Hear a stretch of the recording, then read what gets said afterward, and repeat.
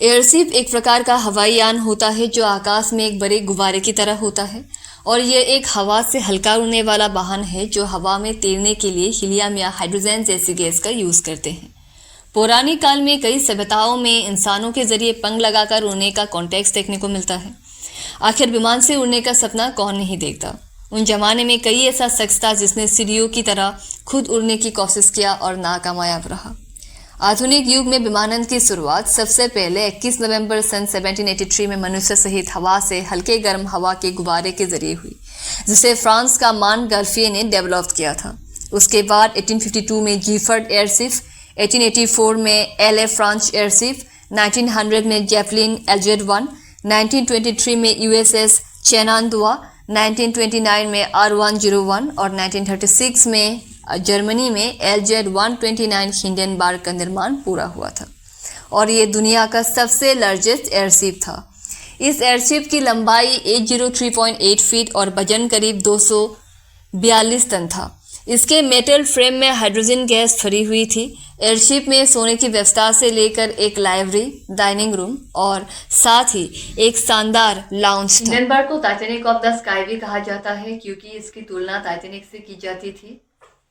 यह करीब 245 मीटर लंबा था, यानी लगभग 13 मंजिल ऊंची इमारत जैसा। इसमें सारी लग्जरी सुविधाएं मौजूद थी। टाइटैनिक तो अपने पहले ही जाने में डूब गया था, लेकिन हिंडनबर्ग ने करीब 62 सफल उड़ान भरी थी। 3 मई 1937 के दिन थे। हिंडनबर्ग के एयरशिप ने जर्मनी के फ्रैंकफर्ट से अमेरिका के न्यू जर्सी के लिए उड़ान भरी थी। इस एयरशिप के क्रू मेंबर्स के साथ 97 यात्री सवार थे। इस एयरशिप को 5 मई को ही अपनी मंजिल पर पहुंचना था, लेकिन यह थोड़ा लेट हो गया था और फिर दिन आया 6 मई 1937 का। यह एयरशिप न्यू जर्सी पहुंचने ही वाला था। ऐसे में अचानक वेदर बिगड़ गया था। इस कारण पहली बार में यह एयरशिप लैंड नहीं कर पाया था। कंट्रोल रूम ने पायलट से कहा कि वो एयरशिप को थोड़ी देर के लिए तूफान से दूर जाकर आसमान में उड़ाए। ऐसा इसलिए कि एयरशिप की लैंडिंग बहुत मुश्किल होती थी। एयरशिप को लैंड कराते टाइम कुछ रस्सियां नीचे फेंकी जाती थी। इन रस्सियों से एयरशिप को नीचे खींचा जाता था। अभी कुछ ही वक्त बीता था, हवा के रुख हिंडनबर्ग एयरशिप के खिलाफ होने लगा था। ऐसे में 2 रास्ते थे। पहला ये कि हवा के रुख के साथ धीरे धीरे लैंडिंग साइट की ओर बढ़ने की कोशिश की जाए, जिसमें काफी टाइम लगता, और दूसरा था तगड़ा मोड़ लेते हुए लैंडिंग साइट पर पहुंचना। एयरशिप के पायलट ने दूसरे रास्ते को चुना था। कहा जाता है कि इस तगड़े मोड़ की वजह से हिंडनबर्ग में लगे स्टील के तारों में से पिछले हिस्से के कुछ तार टूट गए और उन्होंने गैस चैम्बर को डैमेज कर दिया। नतीजा ये दिखने को मिला कि उस गैस चैम्बर से गैस लीक होनी शुरू हो गई। लैंडिंग साइट के पास पहुंचने से कुछ देर पहले कैप्टन ने नोटिस किया कि एयरशिप का पिछला हिस्सा नीचे झुक रहा है, जबकि लैंडिंग के टाइम एयरशिप को बैलेंस रखना जरूरी होता है। ऐसे में बैलेंस करने के लिए कैप्टन की तरफ से करीब 3 बार पिछले हिस्से से पानी गिराने के आदेश दिए गए।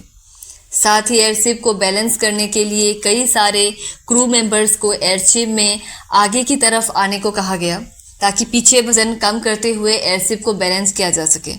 अभी क्रू मेंबर्स रस्सियों की मदद से एयरशिप को खींच ही रहे थे कि एयरशिप के पिछले हिस्से में अचानक आग लग गई। पूरे शिप में ढेर सारी ज्वलनशील हाइड्रोजन गैस भरी हुई थी, जिसके कारण 35 सेकंड में ही आसमान का टाइटैनिक कहा जाने वाला हिंडनबर्ग जलकर खाक हो गया।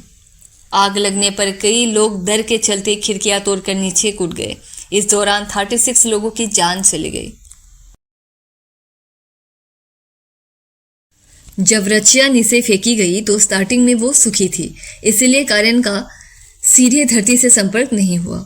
मौसम खराब था और बारिश हुई थी, जिसके चलते थोड़ी देर में रस्सियां गीली हो गई थी और एयरशिप के एल्यूमिनियम के ढांचे का सारा कारण धीरे धीरे धरती में चला गया। अंदर ढांचे का कारण 0 था, लेकिन बाहरी हिस्सा अभी भी करंट में सर्ज था।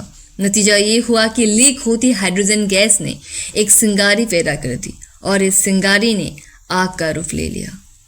और इस हादसे के बाद लोगों और अधिकारियों को एहसास हुआ कि जिस हाइड्रोजन गैस की हेल्प से ये एयरशिप उड़ते हैं वो बहुत ही ज़्यादा ज्वलनशील होता है और इस हादसे के बाद लोगों का भरोसा भी एयरशिप से उठने लगा था। दूसरी कॉमर्शियल एयरप्लेन की शुरुआत भी होने लगी थी, जिसके चलते पूरी एयरशिप इंडस्ट्री ही खत्म हो गई थी। साल 2007 को इस सच्ची घटना के ऊपर एक फिल्म भी बनाई गई थी, जिसका नाम था हिंडनबर्ग द अनटोल्ड स्टोरी।